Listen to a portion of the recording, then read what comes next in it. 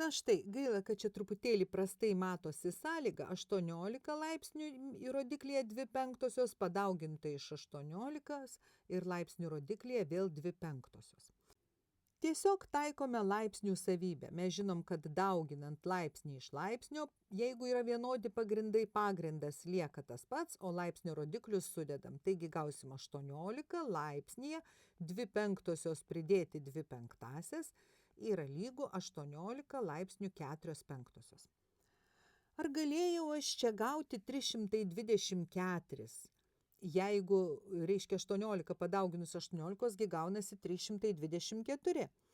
Galėjau, jeigu būčiau pritaikius kitą laipsnių savybę. Kadangi pas mus laipsnių rodikliai vienodi, galima buvo taikyti šitokią savybę.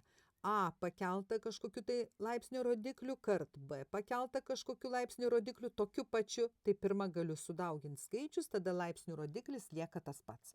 Tai jeigu būčiau šitą savybę pritaikius, tai tada mums būtų 18 kart 18, 324, bet laipsnių rodiklis vis tiek liktų 2/5, o ne 4/5.